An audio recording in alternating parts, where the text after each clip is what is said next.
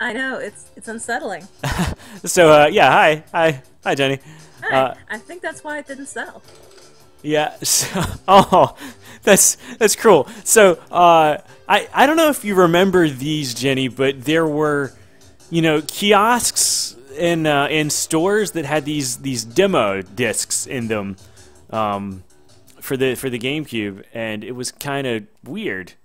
Uh, but like there'd just be like discs of stuff. The GameCube didn't really have demo discs that were sent out really. It was just kind of that, right? Yeah, I remember. I don't think I ever really played them because I was very heavy into the PlayStation 2 at the time, but I Yeah. know they were a thing.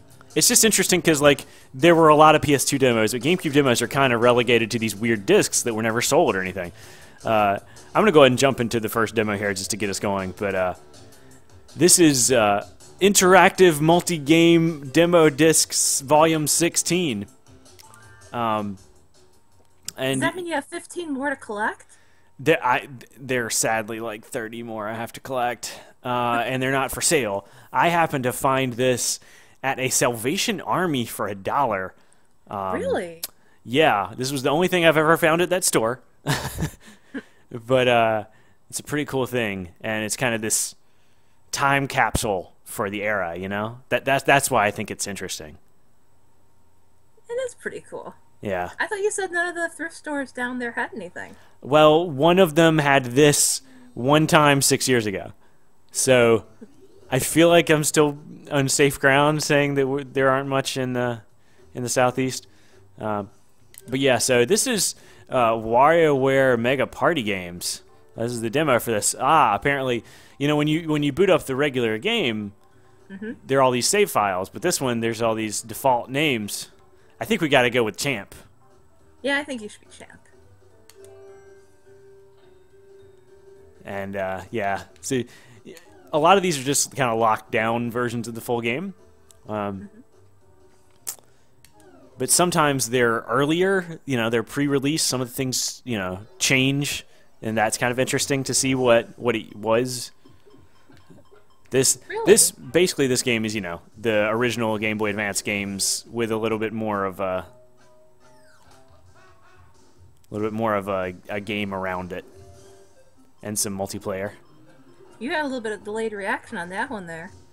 Yeah, I'm doing what I have to do for the recording equipment here, but See, I thought you could multitask. Oh, come on.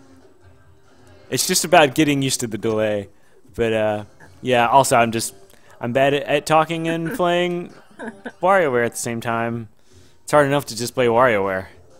Oh man, speed Really? up! I've never had a problem with WarioWare, only if it's going at the insanely high Oh, speeds.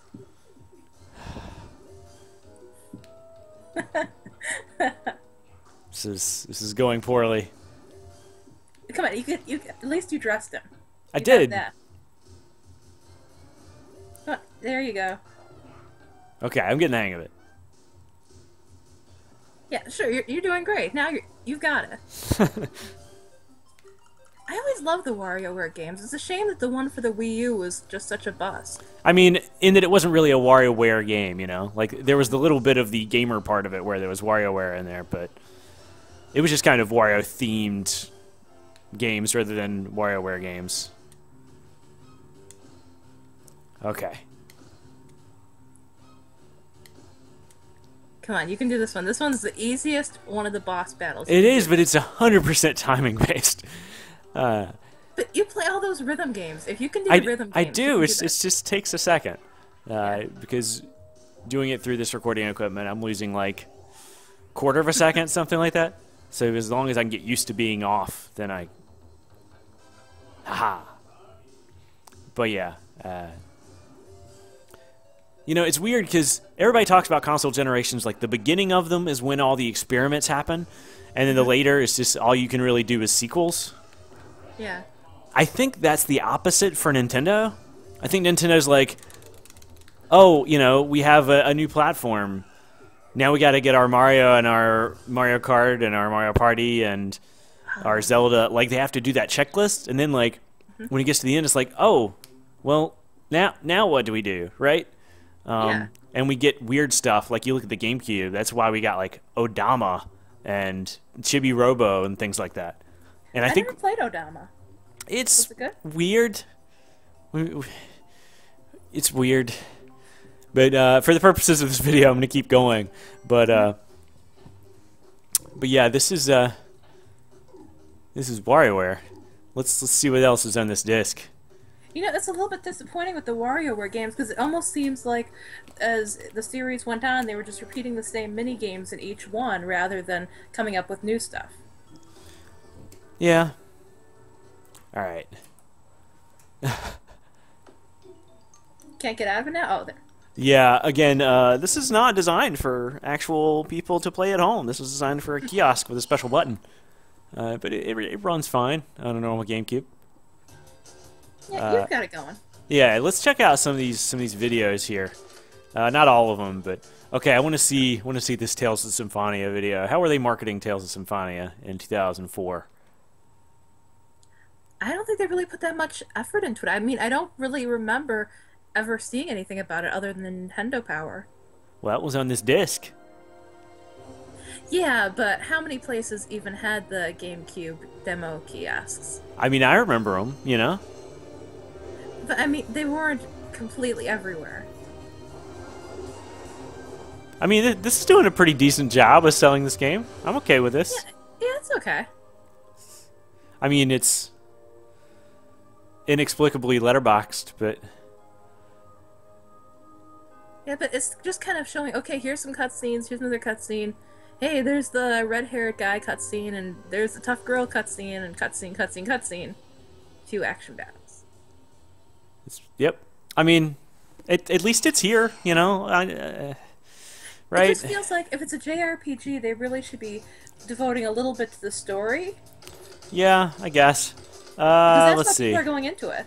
Let's see if they presented Phantasy Star Online Episode 3 any differently. Yeah. I mean, maybe. Battle, cutscene, battle, cutscene. I mean, here's the thing. That's what they do with Fire Emblem now. You know? Is.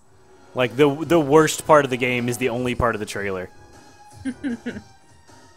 So I never actually played Phantasy Star Online Episode 3. I really wanted to, but it was kind of a low print run, and then, you know, by the time I could find it, it was expensive. Yeah. But I like the idea of it.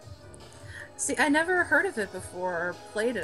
I played the Phantasy Star on the DS, and I played the old school ones on the Genesis. Those were amazing. Those are incredible. Everything else isn't Phantasy Star, only that is. But this is basically like a card-based tactical game, and like I kind of still want to play it, but it's like the hardest thing to find.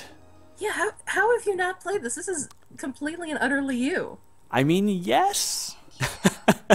Okay, let's jump into another demo. How about we do some custom Robo? Okay.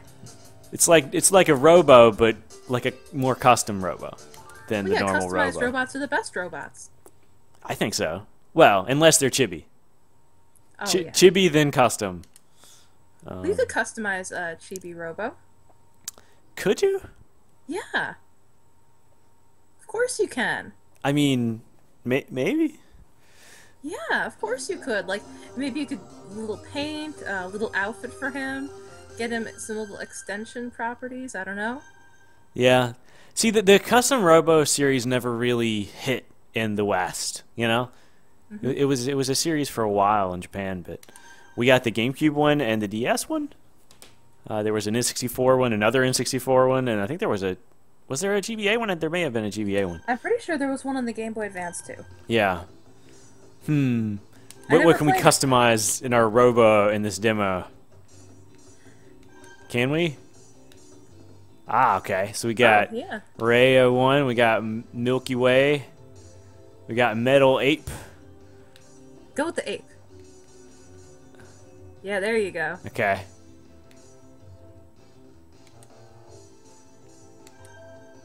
And I'm kind of feeling this blue ape. Yeah, that sounds like a good idea. Cool.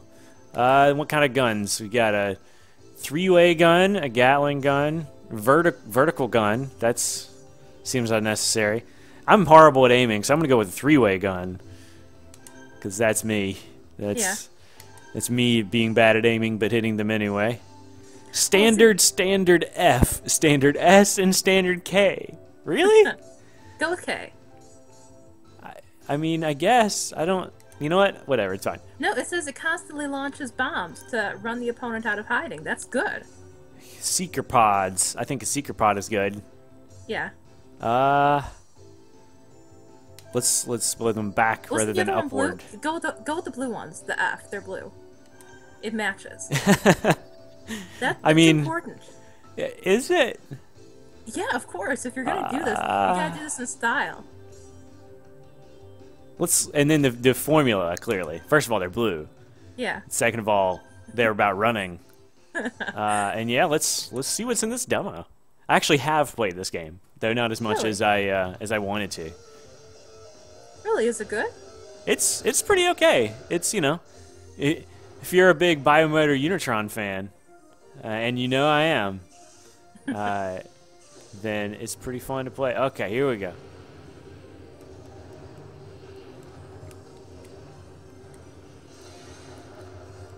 Yeah, okay, so I'm not great at this. I guess it's kind of cute. I mean, maybe it'd be fun with real people. And I know you can play with 4 people, which was kind of what I was all about. Mm-hmm. I shouldn't speak in the past tense. I'm about that now, too. Yeah. Is it possible to play on teams, like 2-on-2, or...? You know, I don't remember the specifics on that. Mm-hmm. But I do know, like, it's kind of... Like, it plays very similarly to, like, Pokemon Coliseum. Like, it kind of has this, like, overworld RPG sort of thing, and then this is just the battle system for it. Which is an interesting way to go about it. You know, I never played that Pokemon. Oh. You're not doing... Well... I'm holding my own, but I'm not, yeah. you know... I just need to get better at dodging. Because you have to wonder, if it's a demo, they probably made the AI a little easier. So people would be like, hey, look, I beat the demo, so now I want the game. I mean, maybe... There are two minds on that stuff. You know, you don't want to make it seem like your game is easier than it actually is for people who actually want a challenge, you know? Mm-hmm. It's the arcade thing. Wow, you actually... Ha! Yeah. With 1 hit point. I'll take it, you know? Yeah. I have no shame. Yeah, sure. Look at that. I'm flexing. Straight flexing. See, aren't you glad you want completely blue and white color scheme now? Yeah. Okay. Wish there were an easier way to get back to the and you know there probably is some sort of soft reset thing, but this is the easiest way to do it. You just want to hear it say GameCube over and over again. I want the GameCube. Okay. Let's see. What else should we look at here? Okay. Okay. Okay. Yep. The Mario minis? Oh, Pokemon the video? Oh, man. This seemed like the worst decision ever. I don't know who approved that.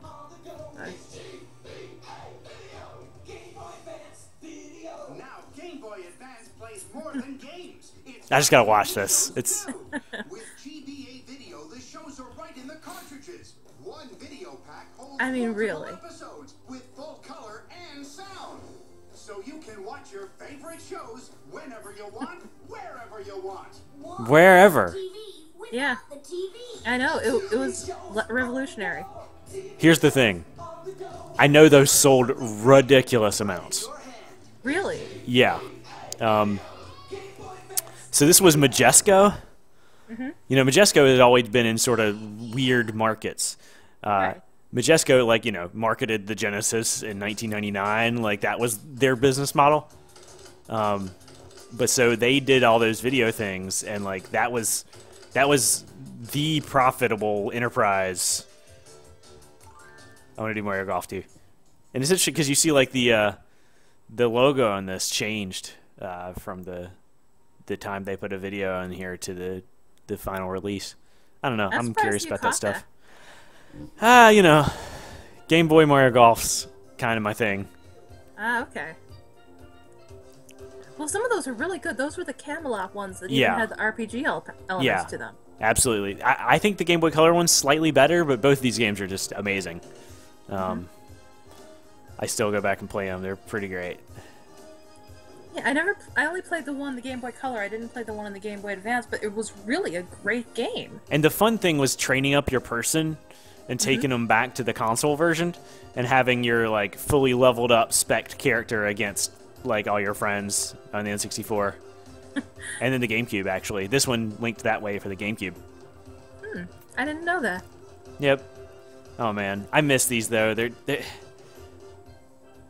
best RPGs Camelot has ever made. And now all that we get on the 3DS are ones that are just I mean, it's disappointing. like the Mario Golf is better than the Mario Tennis. They put a little more into it, but still. All right, let's jump into another demo. And the third and final demo in here is Mario vs. Donkey Kong. And you're saying, Mario vs. Donkey Kong didn't release on the GameCube. And you're right, it didn't. That was such a good game. Yeah, but the fascinating thing about this to me is this is a Game Boy Advance game. And it's not using a Game Boy player, anything like that. It is just running a like custom emulator from, you know. Yep. So this is just GBA game running on a GameCube with no help of any sort. So it has data like, you know, it's hey, you want to do the beginning levels or you want to jump into the later levels. Like that's. Oh man. Yeah, you should probably go with the easiest, the early levels, because if you can't multitask that well... It's mainly that I can't remember exactly the mechanics that were in the first game at this point. Oh, okay. This is an informative storyboard here. I even got the first one for the 3DS. Usually I don't buy the virtual console, but it's so good.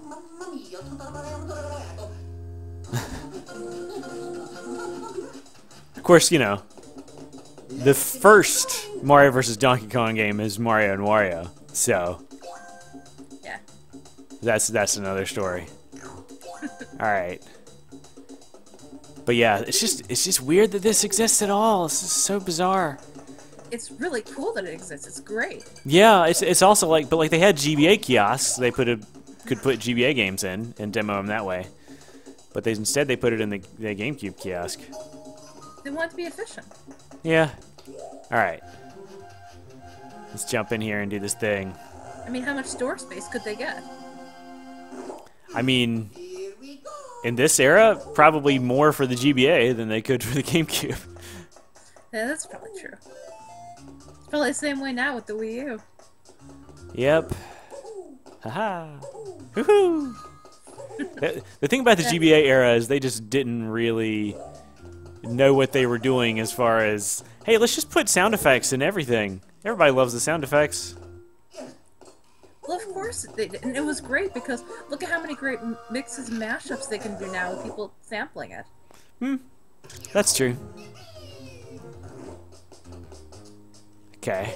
And plus, So- they gave that guy a job. Martinet works because of things like this.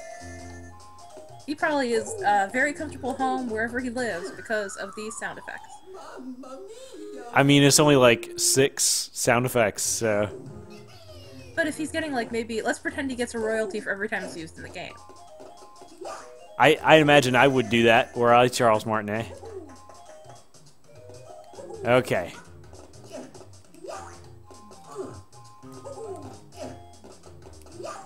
You can get those guys yet. You're good. You're good. Oh man, throwing it into the screen. You know what? They took that out. Really? So, somehow that is not in the versions that are on the 3DS, throwing things into the screen. I would do that every opportunity I got if that were a thing my game did. Maybe the technical opportunity, or it wasn't, like, able to. Maybe it wasn't strong enough, the Game Boy Advance? I don't know. I don't I mean, the know. emulator could, but... I know it was kind of like a pseudo Mode 7 thing. Let's do another couple levels here while we're here. And this is the whole game, so you could just go through the whole game if you had enough time. As I understand it, I think there's a time limit. Oh. Then you have to be really good.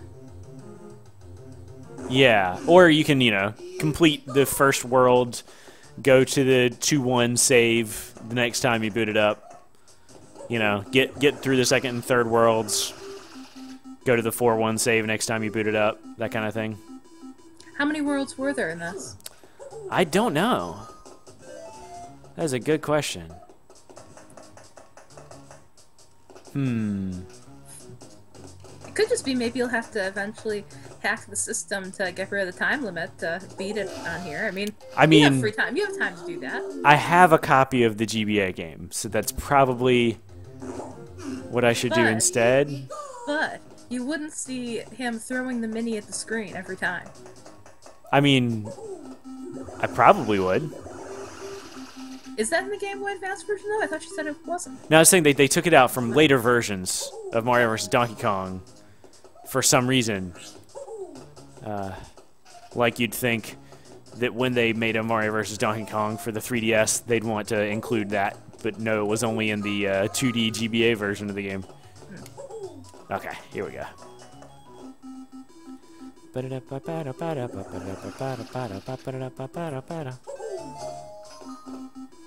See, how does that destroy a flaming barrel of oil? Don't bring logic into this, Jenny. But really, it bothers me. I mean, it bothers me too, if that helps. But because if you hit it, I'm gonna get this. I'm the best at video games. Can't you just walk past it? I mean, don't you not have to jump on it? Oh, you're right. That's a lot easier. Yeah, I was kind of wondering why you were doing that. All right.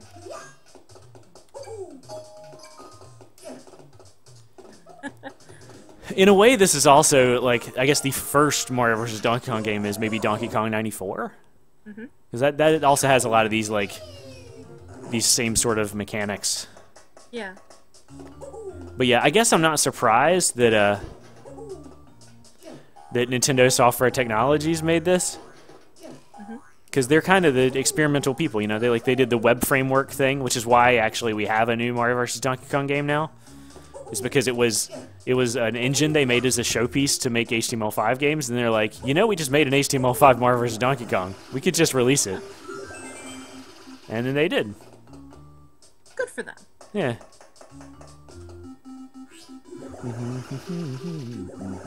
Okay. As soon as I get this Mario.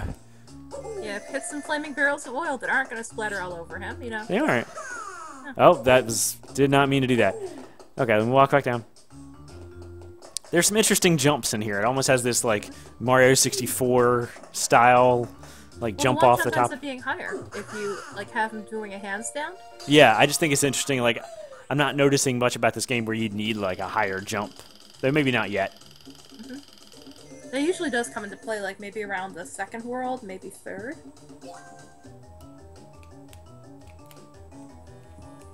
Alright. Oh, those little minis are so happy, even though they're just toys. Let's, before we wrap this up, let's see what else is on this disc here.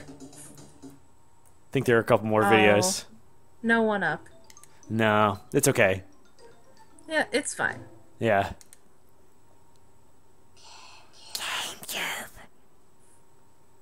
I want it. That is really so creepy. Oh man, Four Swords Adventures. Four Swords Adventures is pretty good. I've never played it. It's the best. Let me show you this video of it to sell you on it. See, you had to have other people to really play that with. Right. Stuff, so, that's why I loved it, because it forced other people to show up. Oh man. Link is not alone. See, but when I had the Game Boy Advance, the only person I really knew who had one who was playing was my cousin, and he didn't play these kinds of games, so... Still. Challenges within. Prepare yourself. Oh man. Gameplay experience as you guide Everyone I talk to about it is just like, dungeons and areas. You know, I don't know. That game wasn't that great.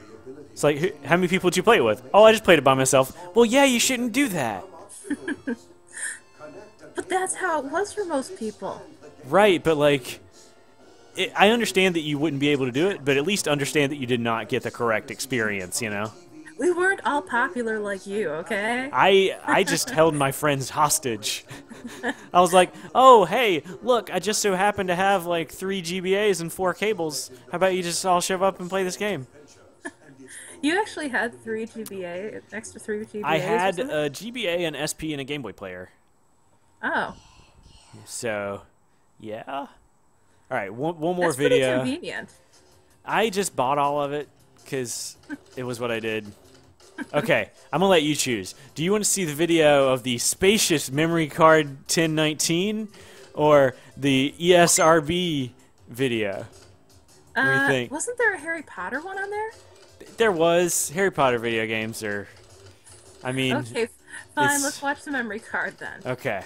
It's Prisoner of Azkaban, too, so it's like, eh. But look at those character faces, I mean... Yeah, that's one of the the reasons. realism. Yeah. Oh, man. Look at this. It's flying around. Step up to the new memory card 1019, a larger sized memory card for the Nintendo GameCube. It's larger, but it is the same size. That's just mind-blowing. Each game uses a certain number of blocks to save game information. More blocks means you can save more. This is a trailer store more preferences. only explaining that there's more space on this card. Nintendo GameCube games all in one card. You know, it's almost depressing. When I ended up getting the PS3, I bought one of those little converters that would let you take the PS2 memory cards Yeah. and put your save on there because it was backward compatible. And I was so disappointed to see how small each of the save files really was. I don't know why I just didn't even realize it. And It's kind of crazy. But yeah, so, you know, if you ever come across a GameCube demo disc, you know, maybe pick it up and try it out. And if you don't want it, just let us know. And we'll take it off your hands for you. Thanks, Jenny. Sure, thanks.